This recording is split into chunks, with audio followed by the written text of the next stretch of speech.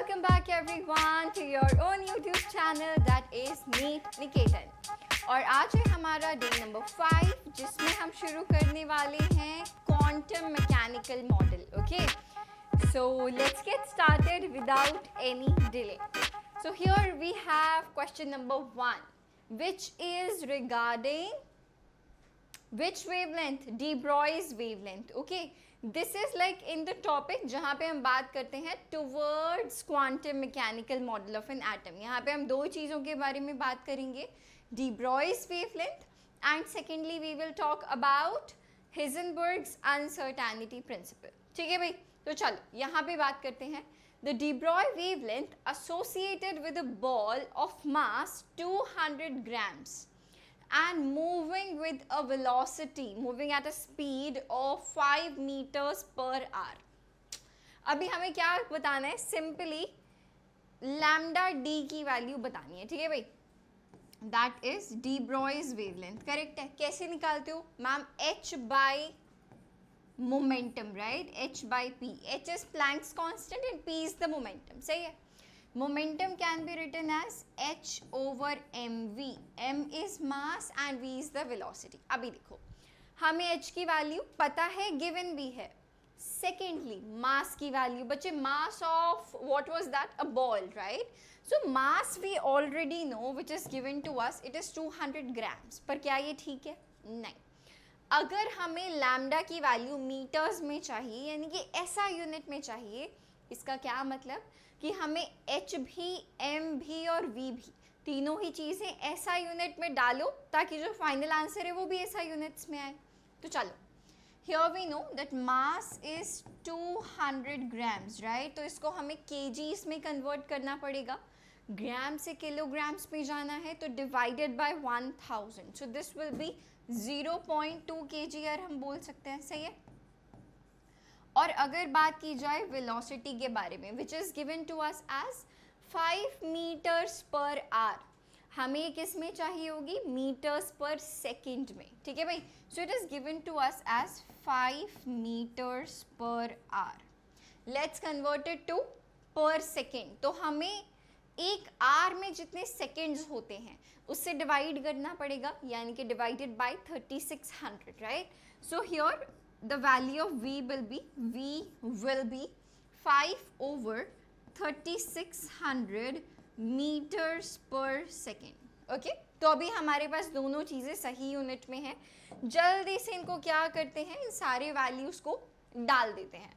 So lambda d will be equal to h 6.625 into 10 raise to power -34 joule seconds. Already सब कुछ ऐसा units में है. Divided by mv. मास क्या है भाई? 0.2 और वेलोसिटी है 5 बाई 3600, राइट? तो बेसिकली वो रेसिप्रोकल हो जाएगी. 5 यहाँ पे आ जाएगा. चलो इसको तुम ऐसे ही लिख लो, 5 by 3600. Is that all right? I think सो. जब आप इसको रीअरेंज करोगे तो 3600 ओवरऑल न्यूमरेटर में चला जाएगा. तो बच्चे हमारे पास देखो क्या बचेगा. Lambda d will be equal to 6.625 into 10 raise to power -34 into 36 into 10 raise to power 2, right? इसको हम क्या कर रहे हैं, सारे 10 के पावर्स को अलग कर रहे हैं. 10 के पावर्स को अलग कर रहे हैं ताकि ईजी हो जाए. Over 2 into 10 raise to power -1 into 5. Correct है.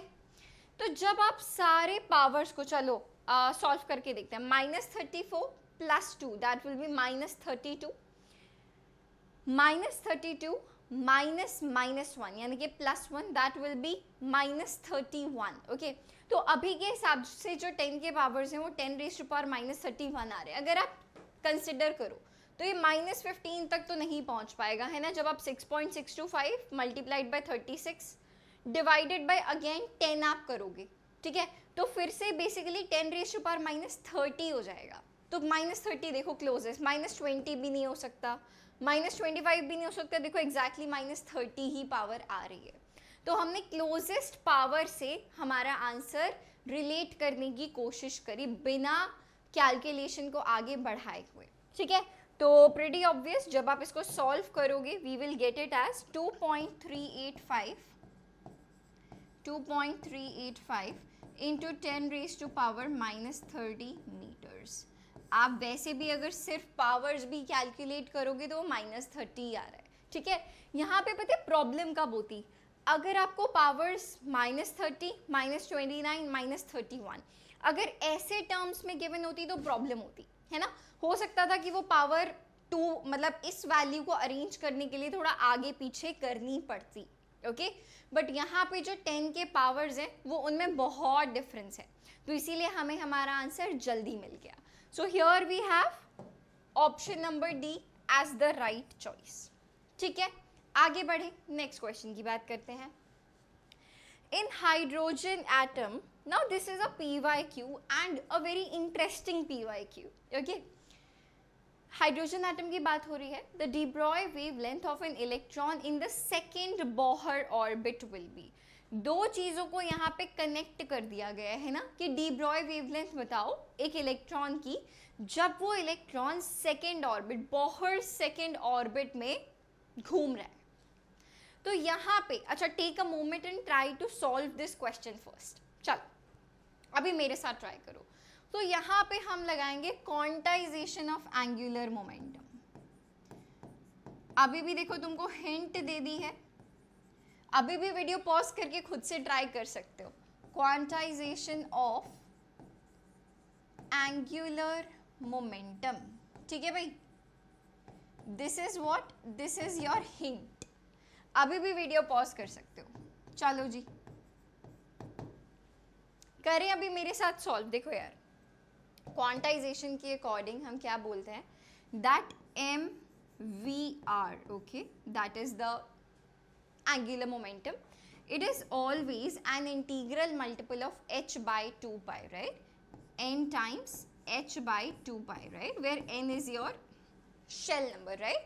Like here we have n is equal to 2, है ना, बिकॉज हमें गिवन है कि हम किसकी बात कर रहे हैं, सेकेंड बॉहर ऑर्बिट की बात कर रहे हैं। ठीक है, तो सबसे पहले अगर n की वैल्यू 2 है तो ये n से 2 कैंसिल आउट हो जाएगा, सही है। आप बोल सकते हो MVR will be equal to 2h by 2 pi। तो ये देखो ये 2 से 2 कैंसिल आउट हो गया और बचा क्या, सिर्फ और सिर्फ h by pi। हम यहाँ से बोल सकते हैं MVR is equal to h over pi। अब देखो अगर आप इसको रीअरेंज करने की कोशिश करो तो pi into r will be equal to h by mv, right. तो यहाँ से आप बोल सकते हो rearranging the equation, pi into r, pi को ऊपर ले गए, mv को नीचे ले गए, तो ये हो गया h by mv। और h by mv ही क्या होता है, de Broglie's वेवलेंथ। तो यार ये निकल के आ गई आपकी de Broglie's वेवलेंथ, राइट। ये पूरी वैल्यू क्या है, this is equal to lambda d, सही है। तो पाई इंटू आर। अब देखो मुद्दा क्या है कि हमें सेकेंड बॉहर का रेडियस पता करना है, right. So that radius is always n square a naught, वैसे it is n square a naught by z, but हम हाइड्रोजन की बात कर रहे हैं तो z1 हो जाएगा, राइट। तो इस वाले r की वैल्यू बच्चे क्या हो जाएगी, n स्क्वायर a नॉट। अब देखो a नॉट की भी वैल्यू गिवन है पिकोमीटर्स में 52.9 और n की वैल्यू हमें 2 पता है। So this will be equal to 4 because 2 square. चलो लिख लेते हैं तुम्हारे कंफर्ट के लिए ताकि आपको समझ में आ जाए। 2 square multiplied by A not which is 52.9 picometres. Angstrom में नहीं बात कर रहे हैं, पिकोमीटर्स में बात कर रहे हैं। 52.9 पिकोमीटर, ये क्या आया, रेडियस निकल के आया। सो 2 इंटू 52.9, 200 के अराउंड ये वैल्यू आनी चाहिए। ये देखो 211.6 मैं कंसिडर करूँगी इसको। तो बस आ गया हमारा आंसर। ये देखो ये रहा आपका R, सही है। ये क्या निकल गया हमारा R, 211.6 पिकोमीटर। क्या ये हमारा फाइनल आंसर है? नहीं, हमारा फाइनल आंसर है pi multiplied by r, right. तो हम यहाँ से क्या बोलेंगे, ये हमारी लैम्डा डी की वैल्यू फाइनली क्या हो जाएगी, पाई मल्टीप्लाइड बाय 211.6, चलो इसको ऐसे लिख लेते हैं, 211.6 पाई और यूनिट क्या है, पिकोमीटर। आंसर देखो 211.6 पाई पिकोमीटर। तो इसीलिए आप बोलोगे कि ऑप्शन नंबर सी जो है वो हमारा सही जवाब है। जल्दी से इस क्वेश्चन को देखो, I think it's clear right. यहाँ से 2 से 2 कैंसिल हो गया, तो हमें पता चला MVR is equal to H by pi. जब हमने इसको रीअरेंज किया तो पाई आर निकल के आ गया H बाई MV, और H बाई MV ही क्या होता है, डी ब्रॉयस वेवलेंथ। तो ये देखो ये निकल गया डी ब्रॉयस वेवलेंथ। फिर हमने इस रेडियस की वैल्यू निकाली यहाँ पे, विच वॉज 211.6 पिकोमीटर्स। फिर इसको हमने पाई से मल्टीप्लाई कर दिया right, because it was equal to pi r. Clear है। तो देखो उन्होंने आपको कंफ्यूज करने के लिए बी और सी ऑप्शन, समटाइम्स क्या होता है बच्चों ने रेडियस निकाला, अरे अरे अरे आंसर मैच कर दिया और टिक करके आ गए। तो ऑलवेज सोच के आंसर को टिक मार्क करना है। ओके आगे बढ़ते हैं। A 0.66 kg ball is moving with a speed of 100 meters per second. The associated wavelength will be. Now again बच्चे हमें बताना है de Broglie's wavelength क्या होता है ma'am, h by p, where p is the momentum. Momentum is h by mv, right? Product of mass and velocity. हमारे पास देखो mass भी ऑलरेडी हमें kgs में given है और velocity भी meters per second में given है। तो यहाँ पे हमें कुछ भी चेंज करने की, यूनिट चेंज करने की ज़रूरत नहीं है। ठीक है, तो बस प्यार से आराम से वैल्यूज पुट कर दो and we will be done. So this will be 6.6 into 10 raise to power -34 over mass भाई कितना है 0.66 kgs। अभी देखो एग्जामिनर ने आपकी कैलकुलेशन को इजी करने के लिए 6.6 और 0.66 दिया हुआ है, मेक इट इजी। और वेलोसिटी भी इजी दी हुई है भाई 10 raise to power 2, 100 metres per second. सही है। तो अभी देखो, can I keep it as 6.6 into 10 raise to power -1? I can do that, है ना। I can also write it as 6.6 into 10 raise to power -1। तो 6.6 से 6.6 कैंसिल आउट हो जाएगा, और जब आप 10 के पावर्स देखोगे तो क्या बचेगा, -35 ही बचेगा राइट, करेक्ट। तो आ गया हमारा answer 10 raise to power -35 metres. Answer देखो भाई 1 इंटू 10 रेज टू पावर -35, एक ही बात है यार। ठीक है, तो ये आ गया हमारा आंसर ऑप्शन नंबर सी। क्लियर है बच्चा लोग, डन है। चलो आगे बात करते हैं नेक्स्ट क्वेश्चन के बारे में। If uncertainty in position and momentum are equal, now according to Heisenberg's uncertainty principle, उन्होंने क्या कहा कि आप साइमल्टेनियसली यानी कि एक साथ आप नहीं बता सकते हो एक इलेक्ट्रॉन की पोजीशन कि वो कहाँ पर है और उसकी वेलोसिटी यानी कि वो किस स्पीड से घूम रहा है। ठीक है, आप ये बात साइमल्टेनियसली नहीं बता सकते हो। तो इसके लिए उन्होंने क्या कहा, delta x is the uncertainty in position right. तो उन्होंने कहा delta x multiplied by delta P is the uncertainty in momentum, okay, is either greater than or equals to h by 4 pi. This is according to Heisenberg's uncertainty principle. ठीक है, यहाँ पे हमसे क्या कहा जा रहा है कि यार जो अनसर्टेनिटी है पोजीशन में और मोमेंटम में वो इक्वल है। ठीक है, तो हमें अनसर्टेनिटी इन वेलोसिटी बताना है। ठीक है, so I can say from here that delta x is equal to delta p. Now this thing is given to me, okay, this is given to me, assume नहीं कर रही हूँ मैं, given है मुझे, तो I can write it as delta p square. Yes ma'am, I can do that. Delta p square is h by 4 pi. Correct है।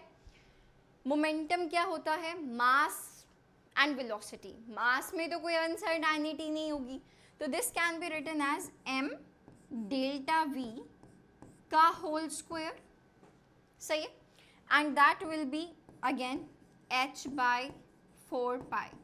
Now if I take square root on both the sides, so this will become m delta v and this will become under root of h by 4 pi, है ना.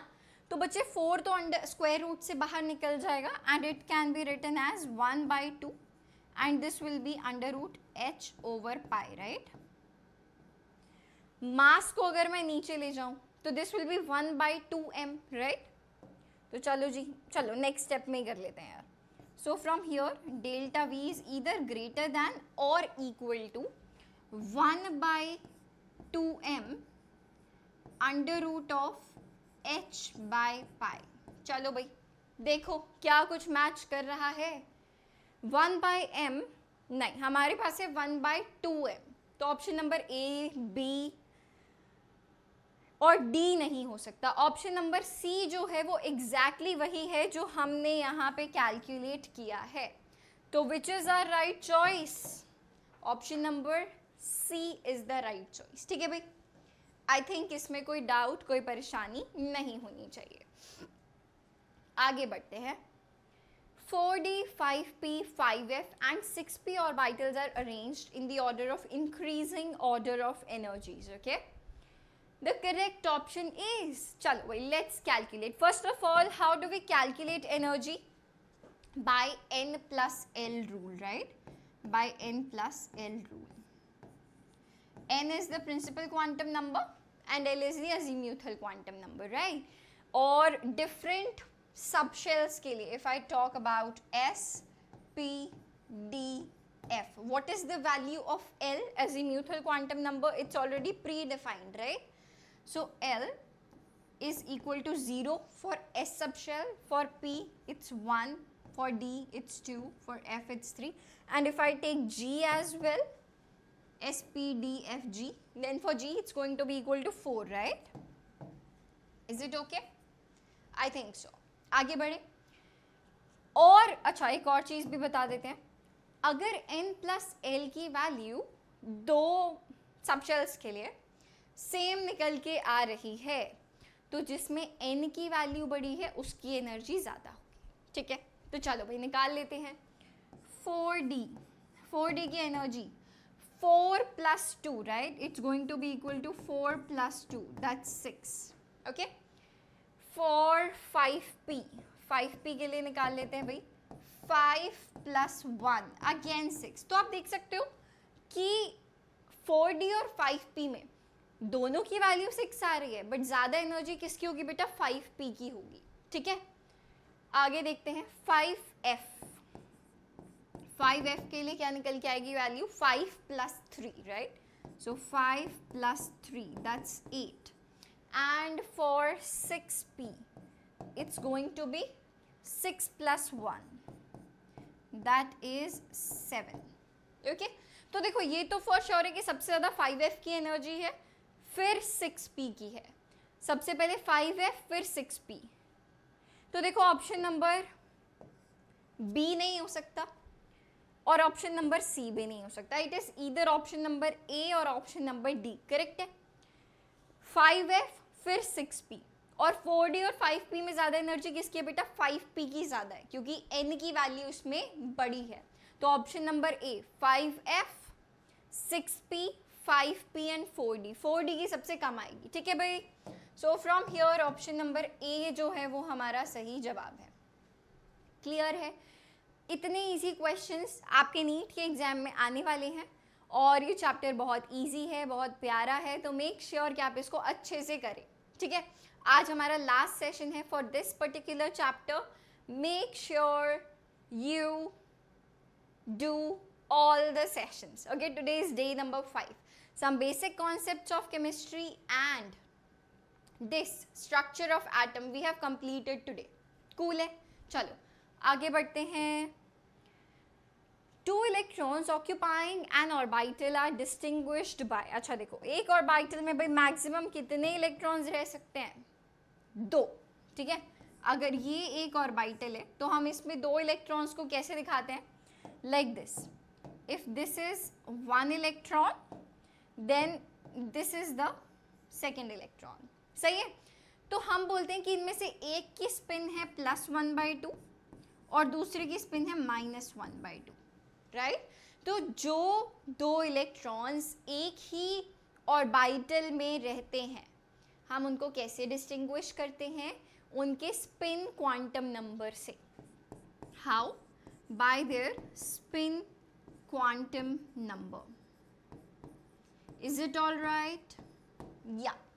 Let's check principal angular magnetic spin. Which option is correct? Option number D is the right choice. Done है. आगे बात करें बच्चे लोग. Which of the following sets of quantum numbers is permissible? इनमें से कौन सा अरेंजमेंट ऐसा है जो कि माना जा सकता है? देखो, I'll give you a tip. सबसे पहले हम चेक करेंगे स्पिन. ओके, अगर स्पिन +1/2 या -1/2 के अलावा कुछ और है तो वो ऑप्शन ऑटोमेटिकली वो एक परमिसिबल अरेंजमेंट नहीं है. ठीक है, तो सबसे पहले हम चेक करेंगे स्पिन क्वांटम नंबर की वैल्यू. ठीक है, देन n की वैल्यू कुछ भी हो सकती है. ठीक है, यहाँ पे चलो लिख भी लेते हैं. n की वैल्यू कुछ भी हो सकती है. ठीक है, अगर इसके बेसिस पे बात करें l की वैल्यू की, okay, so it's going to be equal to, इसके वैल्यूज क्या हो सकते हैं? 0 to n-1. करेक्ट है. तो दूसरी चीज़ हम क्या चेक करेंगे कि n और l की वैल्यू इक्वल तो नहीं है ना? अगर n और l की वैल्यू इक्वल हो गई तो वो भी हमारा परमिसिबल अरेंजमेंट नहीं होगा. Then we talk about magnetic quantum number. इसकी वैल्यू क्या होती है? -l to +l. सही है. फिर हम तीसरी चीज़ क्या चेक करेंगे? हियर जो L की वैल्यू है उसके कॉरस्पॉन्डिंग M की वैल्यू बड़ा नहीं होना चाहिए L से. साइन कुछ भी हो, नेगेटिव पॉजिटिव चलेगा. सही है. और स्पिन तो यार हमें पता ही है, अभी हमने डिस्कस किया. इट्स गोइंग टू बी इधर +1/2 और -1/2. ठीक है भाई, चल हमें बताना है कि कौन सा अरेंजमेंट परमिसिबल है. तो देखो, सबसे पहले जब आप स्पिन चेक करोगे, +1/2 -1/2 +1/2 1, ऑप्शन नंबर डी तो हो नहीं सकता. It is not a permissible arrangement. पहले ही कट गया चेक करने से पहले ही. हाँ जी. फिर चेक करते हैं एल की वैल्यू. देखो, एन की वैल्यू 1, एल की वैल्यू 1, ये भी नहीं हो सकता क्योंकि एन और एल की वैल्यू कभी भी सेम नहीं हो सकती. एल हमेशा एन से छोटा रहेगा, n-1. ठीक है, ये भी नहीं हो सकता. एन की वैल्यू 3, एल की वैल्यू 1 और एम की वैल्यू -2. क्या ये हो सकता है? नहीं. m की वैल्यू -1 से +1 ही वेरी कर सकती है सिर्फ. तो बच्चे ये भी नहीं हो सकता. बचा क्या? Option number D. यहाँ सब कुछ ठीक है. n की वैल्यू 2 है, ठीक है. l की वैल्यू 0 to n-1 हो सकती है, यानी कि 0 हो सकती है, 1 हो सकती है. यहाँ पे 1 है. m की वैल्यू -1 to +1 हो सकती है, यानी कि -1 0 +1. यहाँ 0 और s की वैल्यू +2 है, +1/2 है. तो ये है हमारा सही जवाब. Okay, that's how we are going to check. Clear है? आगे बढ़ते हैं. Which set of quantum numbers is not possible? सबसे पहले हमें क्या चेक करना है? स्पिन. अगर वो +1/2 या -1/2 के अलावा कोई और नंबर है तो वो अरेंजमेंट एग्जिस्ट नहीं कर सकता. ठीक है. 0. ओहो, ऑप्शन नंबर ए. लो जी, चेक करने की ज़रूरत ही नहीं पड़ी. क्यों? क्योंकि स्पिन की वैल्यू क्या आ गई? यहाँ पर 0 निकल के आ गई. इट कैन ईदर बी +1/2 और -1/2. तो we have got our answer. आगे चलते हैं. Which quantum numbers gives the shell to which the electron belongs? कौन सा क्वांटम नंबर ऐसा होता है जो आपको शेल के बारे में बताता है? Principal quantum number, that is n. Okay, कौन बताता है बच्चे आपको शेल के बारे में? That is our principal quantum number, जिसको हम किससे डिनोट करते हैं? स्मॉल n से.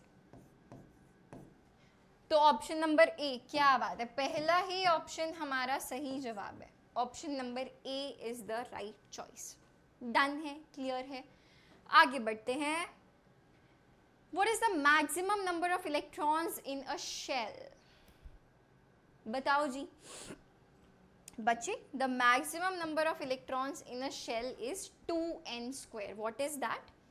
It is 2n square. Okay, for instance अगर आप चेक करो n इज इक्वल टू 1 के लिए, तो ये वैल्यू कितने निकल के आती है? 2 into 1 square, that is 2, right? तो अगर आप पहला लाइक फर्स्ट सबशेल में क्या होता है बेटा, सिर्फ और सिर्फ 1s होता है ना, करेक्ट है? और एक 1s ऑर्बिटल में कितने इलेक्ट्रॉन्स होते हैं? 2. तो ये देखो ये नंबर निकल के आ गया ना, 2. ठीक है. सिमिलरली अगर n की वैल्यू 2 है, so this value will be 2 into 2 square, यानी कि 2 इंटू 4, दैट्स 8, राइट? तो बच्चे फॉर 2 क्या क्या क्या ऑर्बिटल्स एग्जिस्ट करते हैं? 2s and 2p, right? This is a 2s orbital, तो इसमें कितने हो गए? 2 इलेक्ट्रॉन्स. और 2p ऑर्बिटल में 2p सबशेल में कितने ऑर्बिटल्स? 3. तो बच्चे कितने इलेक्ट्रॉन्स हो गए? 6, राइट? सो 6 प्लस 2 अगेन 8 आ गया ना. तो that is why this value is 2n square. Okay, ये मैंने आपको समझाने के लिए भी बता दिया कि कैसे ये आपको आ रहा है. This is an example. Is it clear?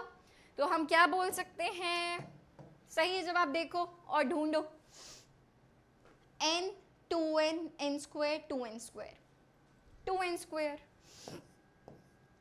Clear है? डन है? चलिए आगे बढ़ते हैं. What is the azimuthal quantum number for the following subshell? आपको पिक्चर गिवन है, तो यहाँ पे उसने दोनों चीज़ें चेक कर ली आपके बारे में कि आपको पता है कि नहीं कि कौन सा सबशेल है. बेटा एस सबशेल की क्या शेप होती है? S orbital, it is spherical in shape. P कैसी होती है? Dumbbell shaped. और ये कैसा है? Double dumbbell shaped. So here we are talking about d subshell. ठीक है, एंड दैट टू अगर स्पेसिफिकली बात की जाए, this is d x square minus y square, right? This is d x square minus y square. Azimuthal quantum number क्या होता है बच्चे? L, right? It's l. और अभी ही हमने बात करी S P D F G. The given value of L, that is azimuthal quantum number 0, 1, 2, 3, 4. So for D it's 2, right? So the value of L is going to be equals to 2. इसके लिए L की value क्या आने वाली है? 2. So 1, 2, 3, 4 क्या है सही जवाब? बताओ बच्चे लोग. दिख गया? 2, ऑप्शन नंबर बी. तो वो है हमारा सही जवाब. आई थिंक अभी तक कोई डाउट, कोई परेशानी नहीं होनी चाहिए. आगे बढ़ते हैं. How many orbitals and electrons are associated with n is equal to 4. अभी हमने एक क्वेश्चन किया बच्चे, टोटल नंबर ऑफ ऑर्बिटल्स हम कैसे निकालते हैं? n स्क्वायर से, right? Total number of orbitals. Example फिर से भी देके दिखा देंगे. That is n square, right? So it is 4 square, that is 16, correct? And number of electrons, एक ऑर्बिटल में 2 इलेक्ट्रॉन्स रह सकते हैं, तो इतने ऑर्बिटल्स में कितने इलेक्ट्रॉन्स होंगे? 2n square, that will be 2 into 16, that's 32. Clear है? I think so. अगर आप n इज इक्वल टू 1 की बात करोगे तो उसके लिए नंबर ऑफ ऑर्बिटल्स कितने आ जाएंगे? 1. तो 1 में आप देखोगे इसीलिए 1s होता है सिर्फ, है ना? अगर आप n इज इक्वल टू 2 के लिए बात करोगे तो n स्क्वायर की वैल्यू कितनी आ जाएगी? 4. तो आप देखोगे 2s और 2p मिला के कितने ऑर्बिटल्स होते हैं? 4 ऑर्बिटल्स होते हैं. ठीक है भाई? So 16 and 32. Option number B is the right choice. Clear है? I think so. आगे बढ़ते हैं. What is the orbital angular momentum of an electron in 2s orbital? कितने बालकों को याद है ऑलरेडी कि एंगुलर ऑर्बिटल एंगुलर मोमेंटम का फॉर्मूला क्या होता है? मुझे कमेंट्स में ज़रूर बताना किस किस को ऑलरेडी याद था. और बच्चे अगर नहीं याद है तो अभी याद कर लो, ठीक है। Orbital angular momentum, okay, p, it is under root of l plus 1 h over 2 pi। l क्या है बच्चे यहाँ पे? l is the azimuthal quantum number, okay. l है यहाँ पे azimuthal quantum number, ठीक है। हम बात कर रहे हैं 2s ऑर्बिटल के बारे में। We are talking about 2s orbital. तो यहाँ से बेटा देख के हमें क्या पता चलता है कि 2s के लिए n की वैल्यू कितनी है? n की वैल्यू है 2 और l की वैल्यू s के लिए कितनी होती है बेटा? 0, है ना। अभी फिर से हर बार मैं आपको बता रही हूँ ताकि आपको याद रहे। s p d f, l की वैल्यू 0 1 2 3, सही है। तो l की वैल्यू 0। यहाँ पे जब आप l की वैल्यू बेटा 0 डालोगे, 0 इंटू 0 प्लस 1, पूरा ये 0 हो गया। 0 multiplied by anything is 0, right.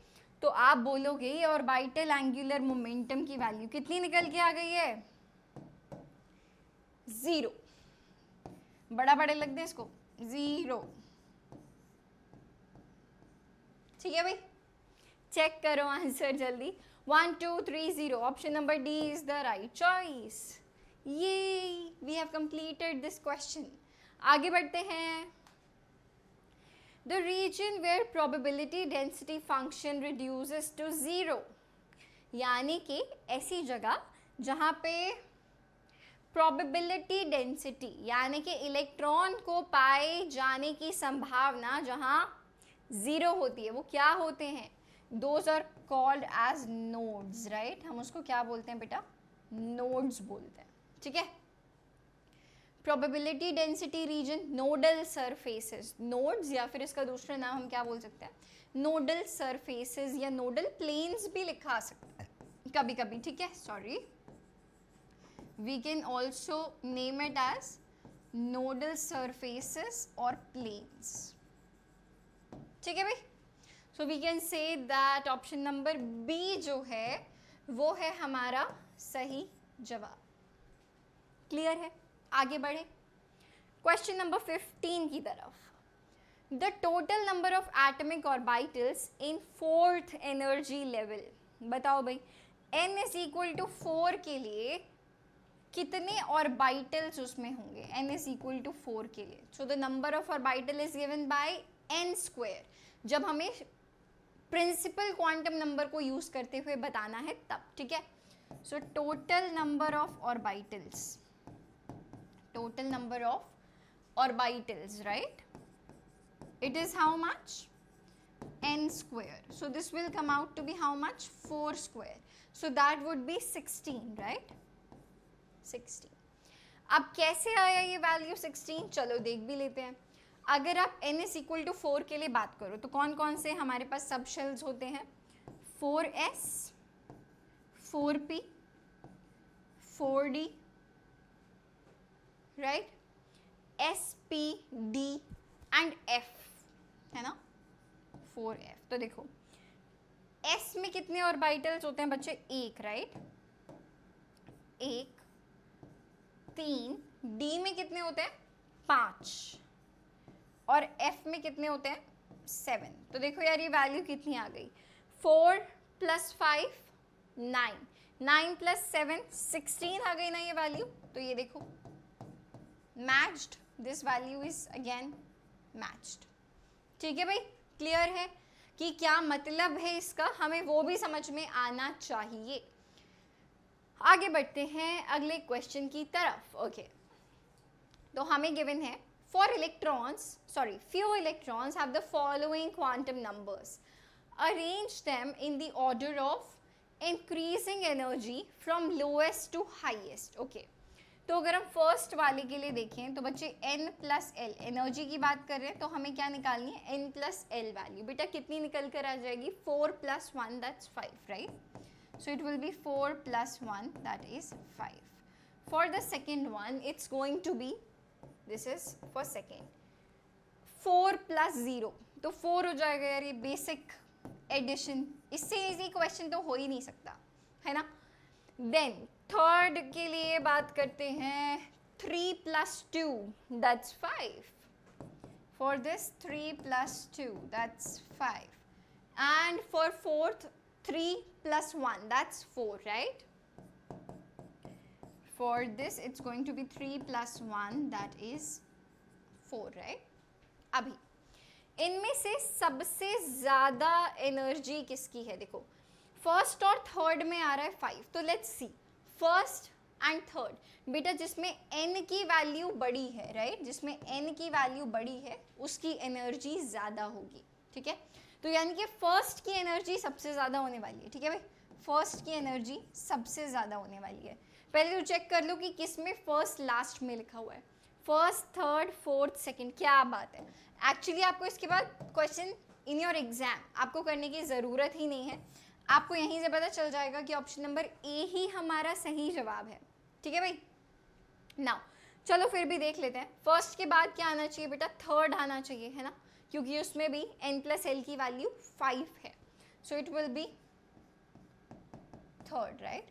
Then second और फोर्थ में अगर देखा जाए, अगेन सेकेंड में n की वैल्यू 4 है और फोर्थ में n की वैल्यू 3 है, तो ज़्यादा एनर्जी किसकी होगी, जिसमें n की वैल्यू बड़ी है, यानी कि सेकेंड की एनर्जी फोर्थ से ज़्यादा है, ठीक है भाई.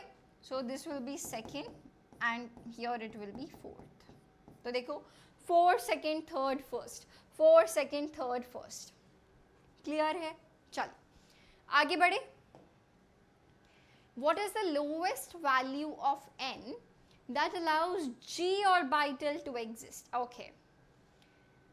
g orbital के लिए l की वैल्यू, अजीम्यूथल क्वांटम नंबर की वैल्यू क्या हम पता कर सकते हैं, s p d f g, right. इसके लिए जो अजीम्यूथल क्वांटम नंबर l की जो प्री डिफाइंड वैल्यू है वो क्या है बेटा, 0 1 2 3 4, राइट. अगर हमें l की वैल्यू 4 चाहिए, चलो लेट्स डिस्कस दिस. जो भी n की वैल्यू होती है, ठीक है, n की वैल्यू n है, ठीक है, तो l की वैल्यू कहाँ से कहाँ तक एग्जिस्ट करती है, 0 to n - 1, right, 0 to n - 1, right. तो इसकी हाईएस्ट वैल्यू l की क्या हो सकती है, n - 1 हो सकती है, जो कि हमें क्या चाहिए, 4 चाहिए, तो उसके कॉरस्पॉन्डिंग हमें n की वैल्यू पता चल जाएगी. और इन अदर वर्ड्स अगर मुझे l की वैल्यू 4 चाहिए, राइट, तो n की वैल्यू कम से कम 5 तो होनी चाहिए ना. व्हेन n = 5 हम क्या देख सकते हैं, व्हेन n = 5 तभी तो आप बोलोगे ना कि l की वैल्यू जो है वो 0 to 4 यानी कि 0 to n - 1, 0 to 4 वेरी कर सकती है, तो n की वैल्यू मिनिमम आपको 5 तो चाहिए ही. सो n = 5 इज योर आंसर, ठीक है. और या फिर आप बोल सकते हो यहाँ से that n - 1 should be equal to 4, तो यहाँ से भी देखो n की वैल्यू कितनी आ गई, 5 आ गई, क्लियर है. तो n = 5, ऑप्शन नंबर देखो भाई, चेक करो कौन सा है सही जवाब, option number D, this is the right choice. आगे बढ़े. The value of n plus l for 3d orbital, such an easy question.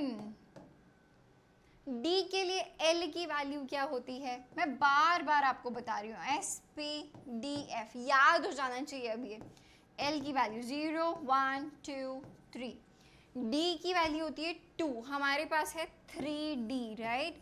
तो n प्लस l की वैल्यू बच्चों क्या निकल के आने वाली है, 3 + 2, right, 3 + 2 that is equal to 5.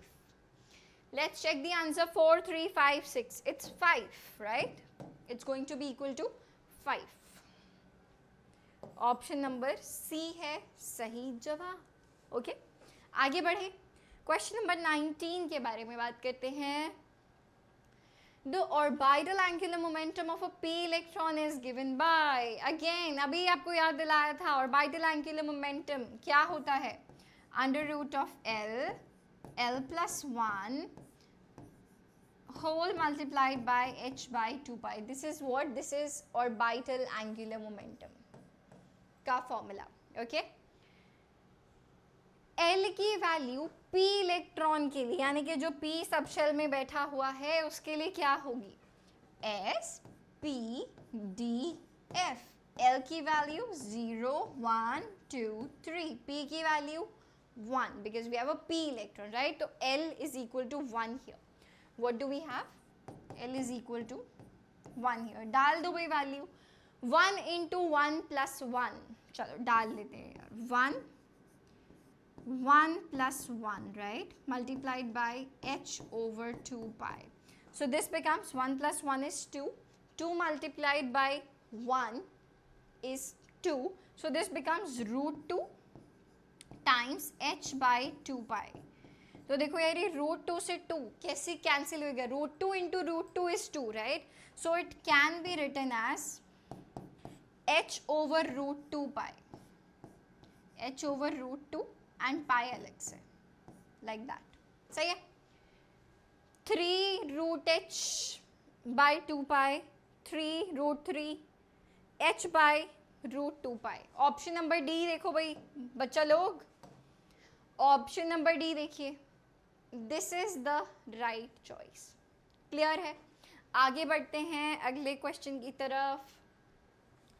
Maximum number of electrons in a subshell और in atom is determined by the formula. Maximum number of electrons in a subshell. अब की बार वो आपसे एक शेल में नहीं पूछ रहा, एक सबशेल में पूछ रहा है. तो बच्चे number of orbitals in a subshell कितना होता है? याद करो, अगर आपको सबशेल के टर्म्स में बताने, यानी कि आप L से रिलेटेड कुछ होना चाहिए, right? Number of subshells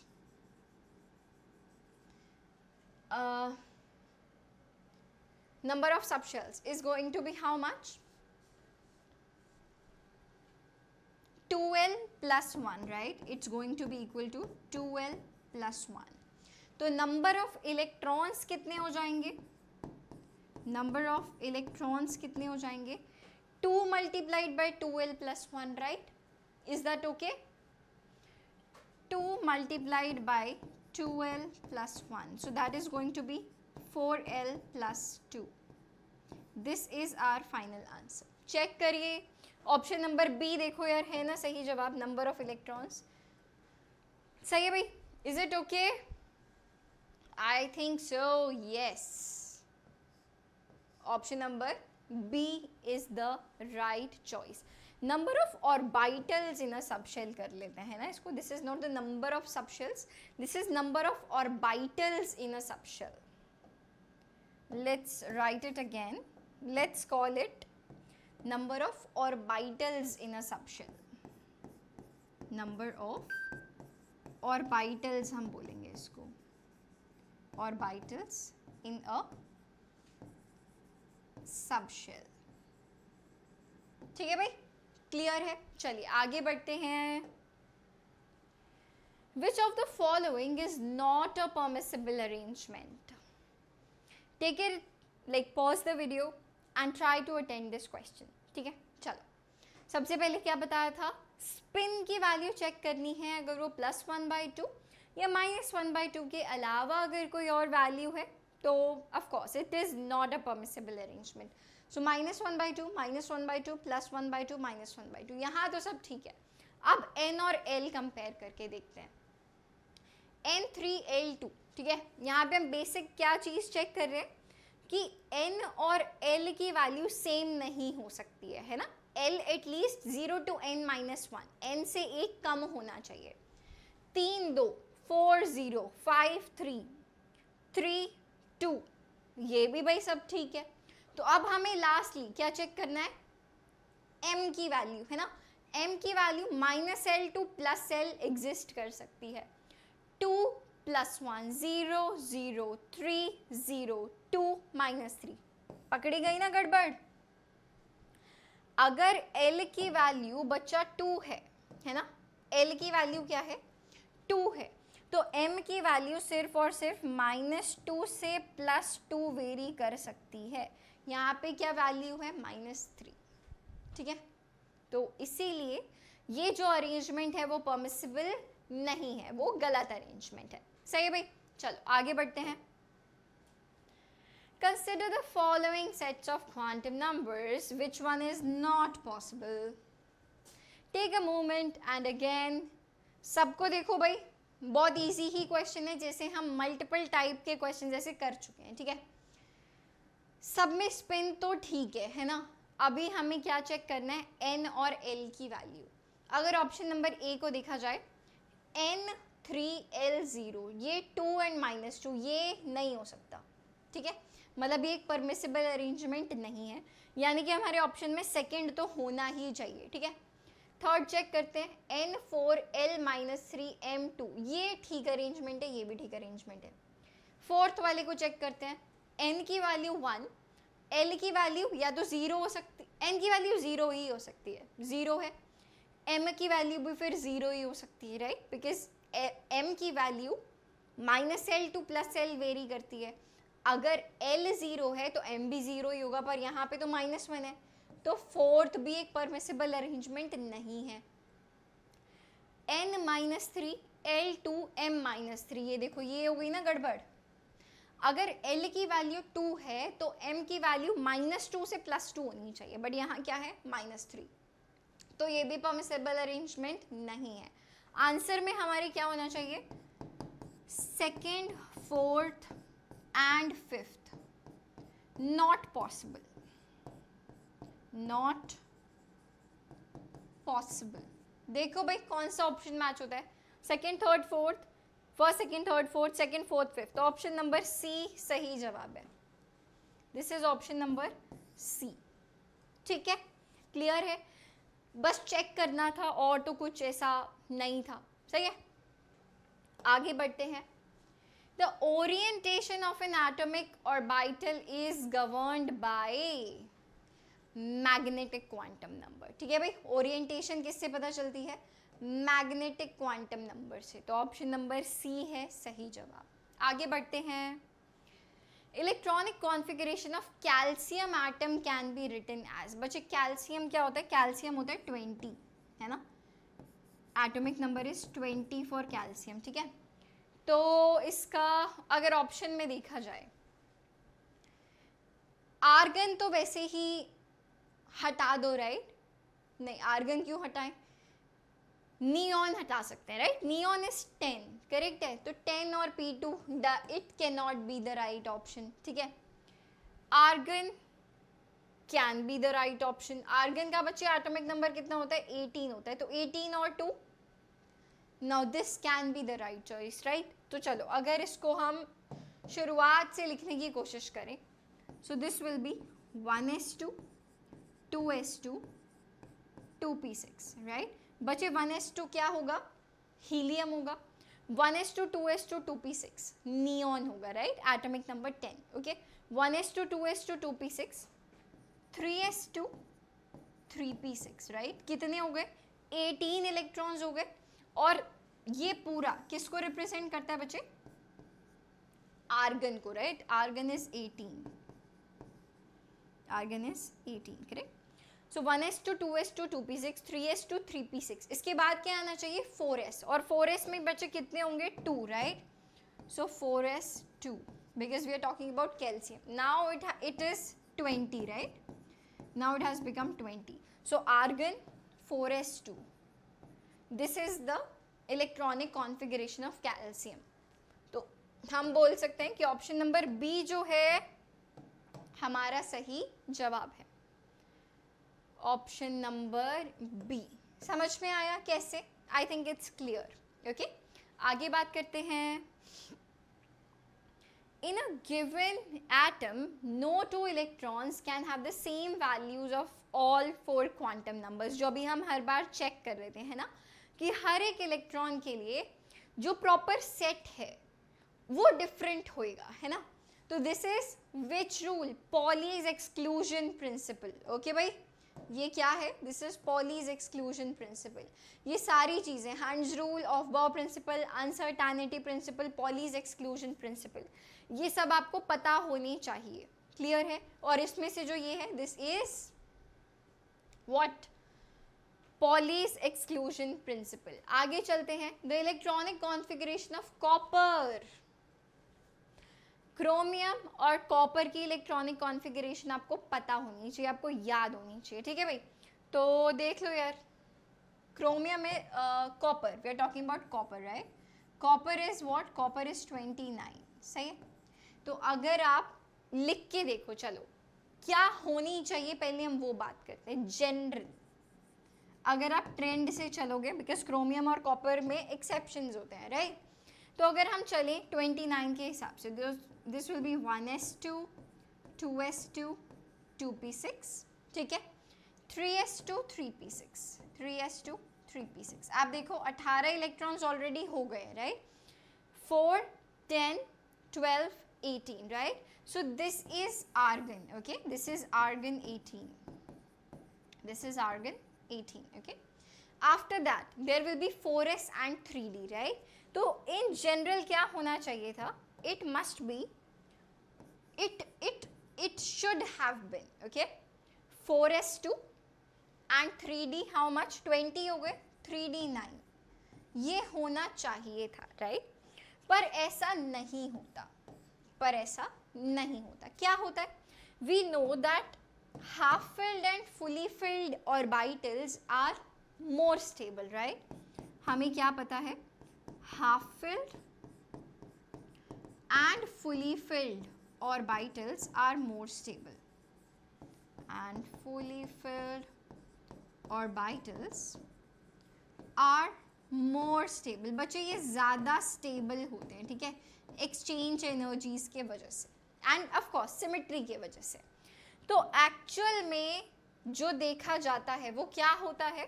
that is what? Argon 18, इसको नियॉन के टर्म्स में अभी देखेंगे हम लोग। एक इलेक्ट्रॉन s ऑर्बिटल से जंप करके यहाँ पे भाग जाएगा, तो ये क्या हो जाएगा? 4s1 और वो जाएगा 3d10, right? So it will become, let's choose different colour, this will become 4s1 and 3d10। s half filled हो गया, d फुली फिल्ड हो गया। इससे क्या हुआ? जो स्टेबिलिटी है वो बढ़ गई। तो this is the actual, the correct configuration of copper, ठीक है भाई? इसको एक बॉक्स में भी बंद कर लेते हैं बिकॉज ये हमारे लिए इंपॉर्टेंट है, ठीक है? क्लियर है? तो अगर आप बच्चे, आप इसको पहले तो आप वैसे ही देख सकते हो, है ना? 4s1 3d10, 4s1 3d10 इसमें ही आ रहा है यार, है ना? और अगर आप नियॉन को 3s2 3p6 आगे ले जाओ तो ये पूरा क्या हो जाएगा? आर्गन ही हो जाएगा। So option number B here is the right choice, ठीक है? Option number B is the right choice. Clear है? आगे बढ़े। What is the atomic number of the element which has 3d6 as the outermost configuration?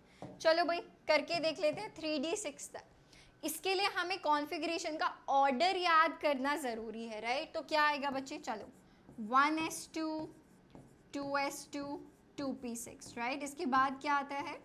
3s2 3p6, उसके बाद आता है 4s और 3d। So this will be 4s2 और हमें क्या गिवन है? 3d6 आउटर मोस्ट, सही है? So this is what this is given to us. अब अगर आप इसमें नंबर ऑफ इलेक्ट्रॉन्स चेक कर लो तो आपको पता चल जाएगा कि किस एटॉमिक नंबर की बात हो रही है। 2 + 2 4, 4 + 6 10, 12 18 20 26। तो यहाँ पे हमारी z की वैल्यू क्या आ जाती है? 26 जब आप इसको ऐड करोगे, सही है? चेक करो 12 32 26। ऑप्शन नंबर सी जो है वो है हमारा सही जवाब। आगे बढ़ते हैं। The configuration of the valence orbital of an element with atomic number 22 is. Outermost electronic configuration बतानी है भाई, लिख के देख लें। z इज इक्वल टू 22 के लिए z की वैल्यू क्या है जो हमें गिवन है? We have been given z is equal to 22। चलो भाई इलेक्ट्रॉनिक कॉन्फ़िगरेशन लिख के देख लेते हैं। 1s2 2s2 2p6, करेक्ट है? 3s2 3p6 बेसिकली आर्गन तक तो यार ये है ना 18, तो ये तो हमें पता ही होना चाहिए, बट आपको इजी लगे इसलिए हम पूरा लिख रहे हैं. This is basically what, this is argon, right. Argon 18, 1s2 2s2 2p6 3s2 3p6, 18 हो गया, 4 बचे, तो बचा क्या 4s2 3d2. इसको चलो डिफरेंट कलर में कर लेते हैं, आपको इजी रहेगा. Outer most electronic configuration 4s2 3d2 हो गए ना 22. 3d2 4s2, ये देखो option number B is the right choice. ठीक है, option number B here is the right choice. आगे बढ़ते हैं. Which of the following configurations represent the most electronegative element? बच्चे most electronegative element, अच्छा देखो 3s1 2p5 3p5 2p4, right? But हमें पता है the most electronegative element is fluorine, right? The most electronegative element is fluorine, जिसका atomic number क्या है 9. तो अगर आप देखो 1s2 2s2 2p5, right? ये बहुत ईगर है एक इलेक्ट्रॉन को अपने पास बुलाने के लिए ताकि ये ज़्यादा स्टेबल हो जाए. सो ऑप्शन नंबर बी हो जाता है हमारा सही जवाब. ठीक है भाई, क्लियर है. आगे बढ़ते हैं. Last question for today. What will be the mass of a particle if uncertainty in its position is 10 raised to power minus 8 meters and velocity is this? Okay, we have to tell the mass of the particle.